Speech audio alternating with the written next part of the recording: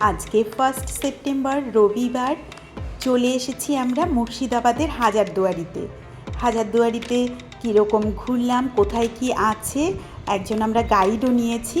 গাইডের কাছ থেকে জেনে জেনে সমস্ত কিছু আমরা একসাথে ঘুরে দেখব। সবাইকে ট্রাভেল টেলসের পক্ষ থেকে আমার এই নতুন চ্যানেলে welcome and welcome back to my channel. তোমরা এখনও যারা আমার এই নতুন চ্যানেলটিকে সাবস্ক্রাইব করোনি তারা সাবস্ক্রাইব করে নোটিফিকেশন বেল আইকনটি প্রেস করে রেখো, আমার অনুরোধ রইল। আর ব্লগটি সম্পূর্ণ দেখো, আশা করছি তোমাদের ভালো লাগবে।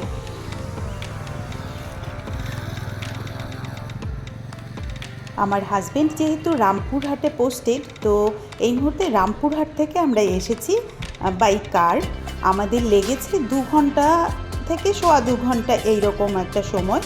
তো আমরা গাড়িটাকে পার্ক করলাম, পার্ক করে আমরা মূল যে গেটটা রয়েছে প্রধান গেট দিয়ে ঢুকেই কিন্তু টিকিট কাউন্টার রয়েছে। এই তোমাদের দেখাচ্ছি, এটাই হচ্ছে টিকিট কাউন্টার। তো টিকিট কাউন্টারে দেখতেই পাচ্ছ খুব সামান্যই ভিড় রয়েছে। তো আমরা টিকিট কেটে নিলাম, এক একজনের 25 টাকা করে টিকিটের মূল্য। তো এবারে আমরা একজন গাইড নিয়েছি, তো গাইড নিয়ে আমরা এগিয়ে যাচ্ছি।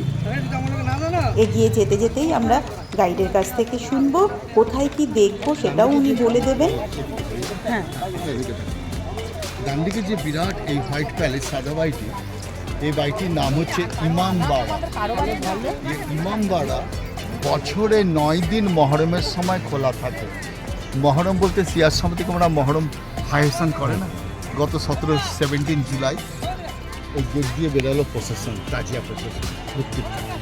সেই জন্য ইমামবাড়া বছরে 9 দিন 10 দিনের দিন বেরিয়ে যায়। এছাড়া প্রতি বৃহস্পতিবার যদি বিকেল 4টের পর হাতে ধূপকাঠির প্যাকেট কেটে নিয়ে গেলে গেট খুলে যায়। এই ইমামবাড়ার ভেতরে শিয়া সম্প্রদায় মুসলিমদের 72 রিলিজিয়াস ফাংশন আছে 1 ইয়ারে, 1 বছরে, সেটা পালন করে। এই ইমামবাড়া তৈরি করা হয়েছিল 1847-এ।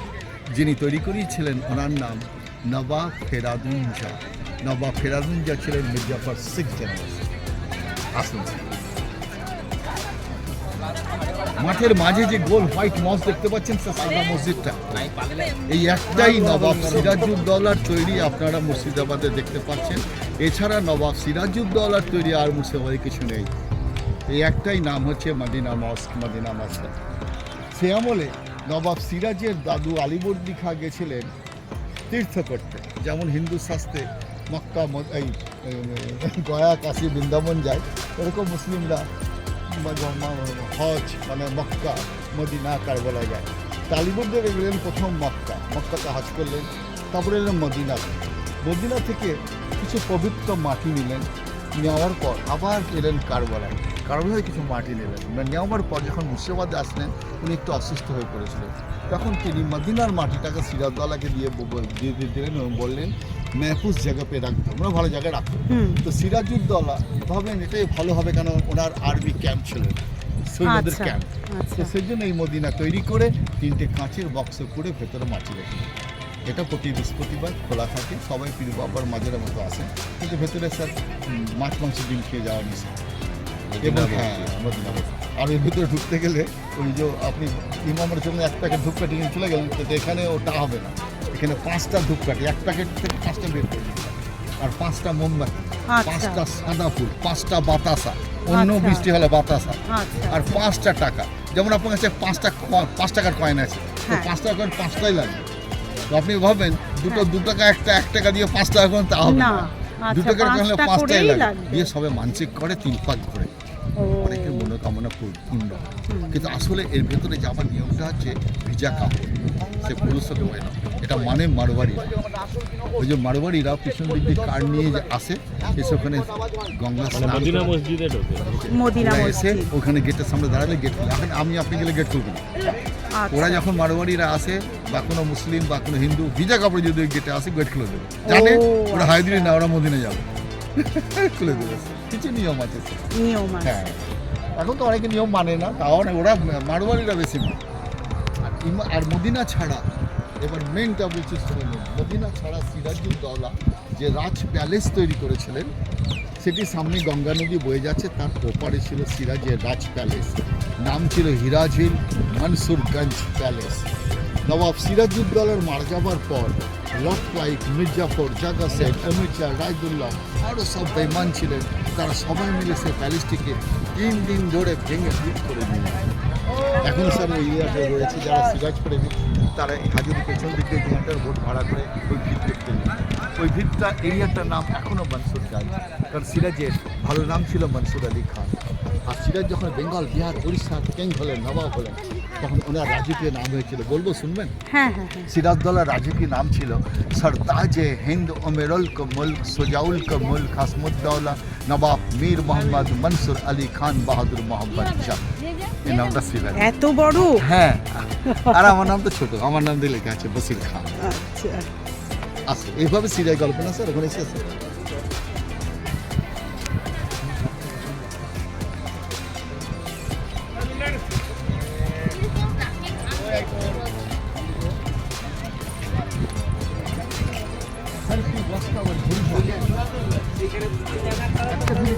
আবার চলে না, নবাবী আমলে চলতো, শুনে যাই ঘড়িতে না বছরে 2বার চাবি দেওয়া হতো, একবার চাবি দিলে 6 মাস চলত। এই ঘড়িঘরটি যখন নবাব তৈরি করেছিলেন, খুব শখ করে ঘড়ির 4 ডায়াল, 4টে ডায়াল, একটা কাঁটা, আর ভেতরের না 97% পার্টস সোনার সেট করেছিলেন, সেই জন্য নেই।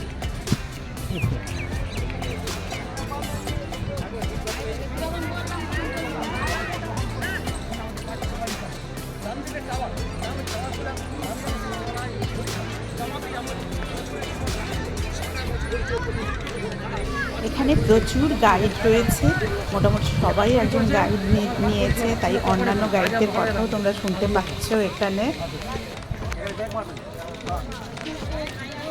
এখান থেকে কাউন্ট করলে টোটাল ধাপ আছে 37টা, এটা বাদ দিলে 36টা।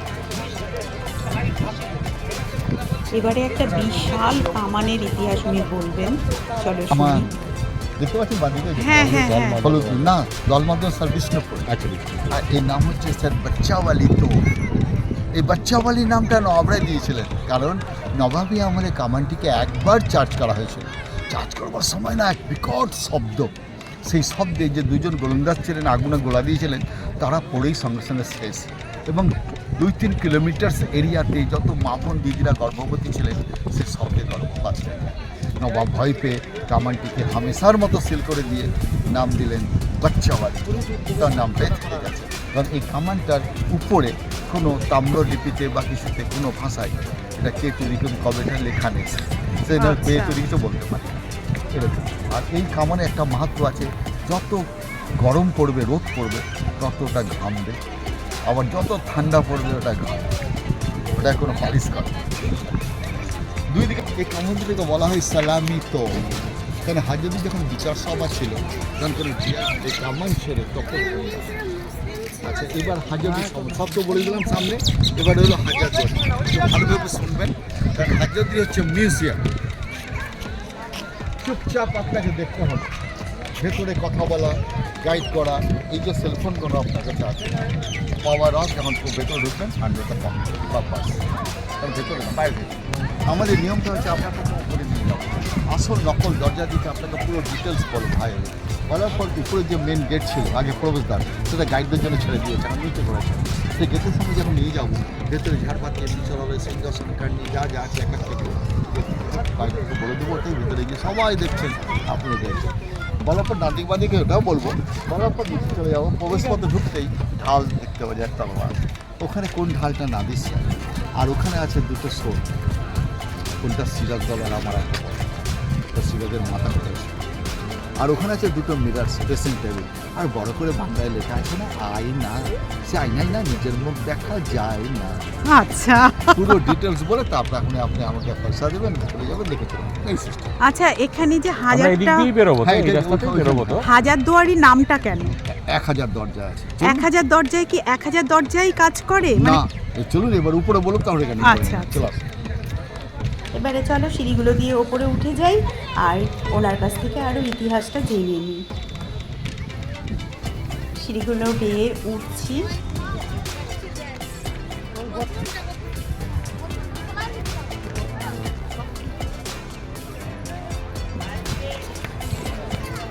ওপরে উঠে গিয়েছি। এবারে আমি আর আমার হাজব্যান্ড এখানে একটুখানি ফটোশ্যুট করে নিই। এখন আমরা শুনবো এখানকার ইতিহাসটা। এই প্রাসাদে 1000 দরজা আছে, নাম হাজারদুয়ারি। এই যে এই সামনে যেটা দেখছি এটা নকল, দেখো এই আর হাজার- আসল কোনটা? এই পাশেরটা খোলা আছে, তারপর ওটা দেখুন, ওটাও আচ্ছা। আসল, দেখুন ওটা আসল। এটা আসল। কতটা আসল আছে আর কতটা নকল আছে? সবাই বলে 900 হ্যাঁ। আসল, 900 আসল, 900 আসল আর 100 নকল, কিন্তু সেন্ট্রাল গভর্নমেন্ট নেওয়ার পর কাউন্ট করা হয়েছে 1126টা, তা 163টা নকল আছে, তা এখন অনেক বাকি আছে। এই হাজারদুয়ারি নবাব সিরাজউদ্দৌলার মারা যাবার 80 বছর পর, কারণ সিরাজউদ্দৌলা মারা যান 1757, আর হাজারদুয়ারি তৈরি হয় 1837। যিনি তৈরি করেন ওনার নাম হুমায়ুন জাহ, উনি মির্জাফর 5th জেনারেশন, পঞ্চম বংশ। এত বড় হাজারদুয়ারি তৈরি করতে হুমায়ুন জাহর খরচ হয়েছিল 16.5 লক্ষ স্বর্ণ মুদ্রা। তখনকার 1 টাকা, এখনকার বর্তমান ভ্যালু হচ্ছে 2,02,780 টাকা তখনকার 1 টাকা। এই ইঞ্জিনিয়ার নাম ছিল কর্নেল ডানকান ম্যাকলিওর, এরকম আর্কিটেকচার। এত বড় হাজারদুয়ারি কিন্তু থাকার জন্য নয়, এটা ছিল বেঙ্গল, বিহার, উড়িষ্যার সুপ্রিম কোর্ট রাজনীতির কাছে। যেমন এখন বেঙ্গলকে আমাদের মমতা দিদি সামলাচ্ছে, এখন এই যে সিংহাসন আপনি আজকে দেখবেন, সেই সিংহাসনে বসে হুমায়ুন জাহ বেঙ্গল, বিহার, উড়িষ্যা তিনটেই সামলাচ্ছে। এখন মিউজিয়াম, চলুন আপনি সামনে থেকে।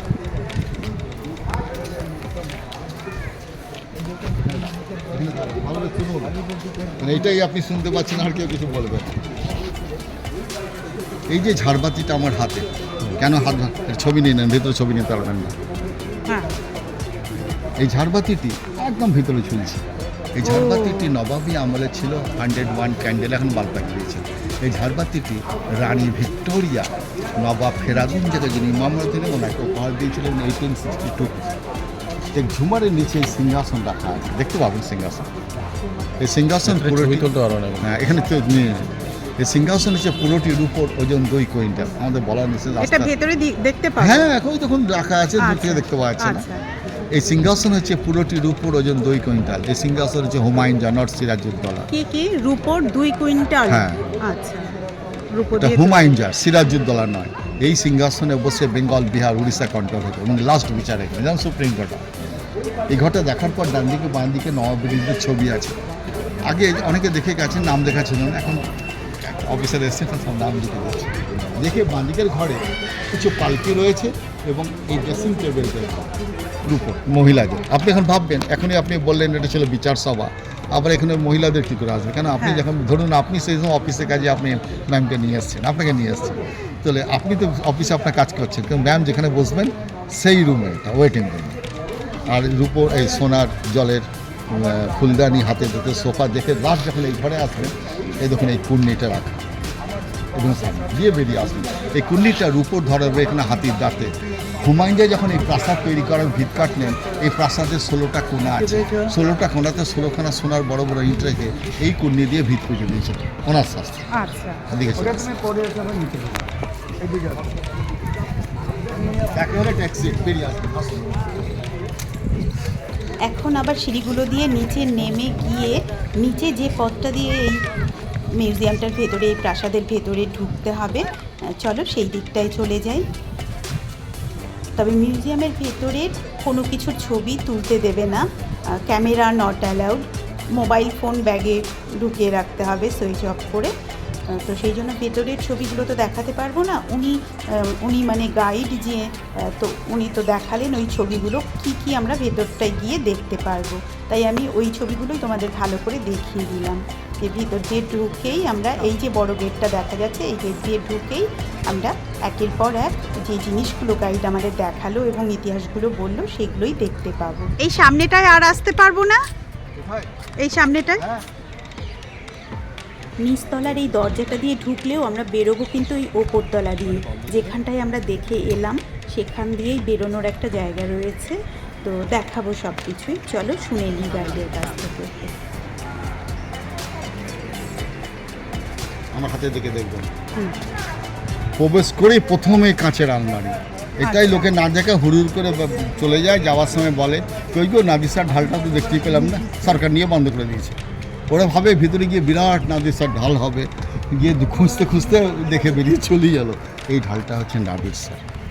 এই ঢালটার ওজন হচ্ছে 24 কিলো, 24 কিলো। প্রথমেই এটা দেখতে এটা পাবো। প্রথম। হ্যাঁ, তারপরে এই শিরস্থানটা 13 কিলোর নাদির স্যার। এই মাঝখানে লেখা আছে মুজদাহি নাদির পার্সন। হুম, এই আমরা দেখার পর নেক্সটে দুটো সোড এইভাবে রাখা আছে, আর কোনো সোড এইভাবে নেই, দুটোই। এই বাঁদিকে সিরাজি, ডান দিকে টানবে, বাঁদিকে টানবে, বাদিকেরটা সিরাজে। বানিয়েছে দেখেই আপনি ওখানে দেখবেন মাসি বাদিয়ে দিবানা দুটো, একটা সিঁড়ির নিচে দুটো ড্রেসিং টেবিল রাখা আছে। এই মা ইমা করছে, কারণ সে আয়নাতে আপনি নিজেকে দেখতে পাবেন না, সবাইকে দেখতে, কেউ নিজেকে দেখতে পাবে না। ও, আপনি নিজেকে দেখবেন, সবাইকে দেখতে পাবেন। এটা আশ্চর্য কিছু নয়। এটি 45, 90 ডিগ্রি অ্যাঙ্গেল করে রাখা। নবাবরা দেওয়ালে সেট করে রাখতে আলোচনা চলছে, চোখ আর চাই না, কী দেখছেন যে নবাবের পেছন থেকে ওরা অ্যাটাক করতে আসছে। আগে তো সিসিটিভি ছিল না, আর সিংহাসনের জন্য মা ছেলেকে ছেলে বাবাকে বের করে দেখে উপরে উঠে পালকিয়ে নবাবের ছবি পিছাতে বেরিয়ে আসার পর তারপর এই এক ইয়েতে পথ দিয়েছেন, সেটা এখন আপনার ইচ্ছা, আপনি এখন আমাকে আমার টাকা দিতে পারেন বা পরে গাইডের চার্জ ছিল 100 টাকা। এবার আপনি এগুলো অফ করে আমরা ভেতরে সমস্ত কিছু দেখে ওই ওপরটা দিয়ে বেরিয়ে চলে এলাম। এবারে আবার বাইরেটা তোমাদের আর একটু ভালো করে দেখাচ্ছি, সব জিনিসগুলো কাছে গিয়ে গিয়ে চলো দেখে নিই।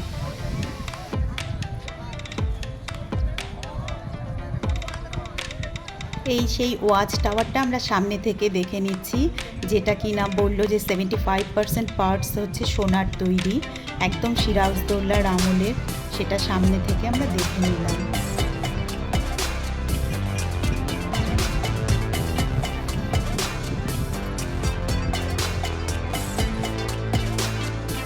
দূরে থেকে দেখে আমরা সব ইতিহাসগুলো এগুলো শুনেছিলাম, এখন আমি তোমাদের এগুলো একদম কাছে থেকে দেখাচ্ছি।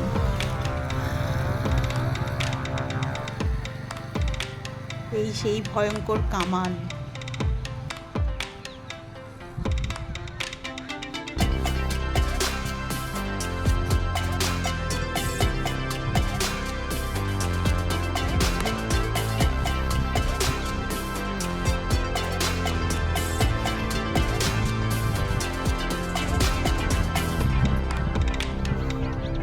মুর্শিদাবাদের এই হাজার দুয়ারি দেখে আমার সাথে তোমাদের কীরকম লাগলো সেটা অবশ্যই কমেন্টস করে আমায় জানিও। তোমাদের প্রত্যেকের কমেন্টস আমার কাছে খুবই মূল্যবান, তোমাদের থেকে আমি ইন্সপিরেশন পাই নতুন নতুন ব্লগ করবার, আর আরও কীভাবে বেটার ওয়েতে ব্লগ আমি বানাতে পারি সেটাও তোমাদের এই কমেন্টস থেকেই আমি জানতে পারি বা বুঝতে পারি। তাই তোমাদের কমেন্টস আমার কাছে খুবই মূল্যবান, তোমরা কিন্তু অবশ্যই কমেন্টস করে জানিও। এবারে চলো বেরোতে বেরোতে আমি তোমাদের দেখাবো, এখানে খুব সুন্দর ঘোড়ার গাড়ি চলে। তো আমরা এখন বেরোচ্ছি। আমরা যখন ঢুকেছিলাম তখন এতটা ভিড় ছিল না, এখন বেলা বাড়ার সাথে সাথে ভিড়টাও কিন্তু বাড়ছে। এখন বেরোচ্ছি, বেরোতে বেরোতে তোমাদের দেখাতে দেখাতেই বেরোবো, আর বেরিয়েই তোমাদের দেখাবো এখানে ঘুরবার জন্য কি কি আছে। টোটো অটো তো আছেই, তার সাথে দুর্দান্ত ঘোড়ার গাড়ি রয়েছে। এই দেখো আমরা টিকিট কাউন্টারের সামনে আবার চলে এলাম। টিকিট কাউন্টারের আগেই মানে গেট দিয়ে ঢুকেই মহিলাদের জন্য পুরুষদের জন্য টয়লেট রয়েছে, খাবার জলের ব্যবস্থা রয়েছে, আর যদি ভারী ব্যাগ ট্যাগ থাকে সেই মালপত্র রাখবারও জায়গা রয়েছে। সবই দেখাতে দেখাতে আমি তোমাদের যাচ্ছি। এই দেখো মালপত্র রাখবার জায়গা।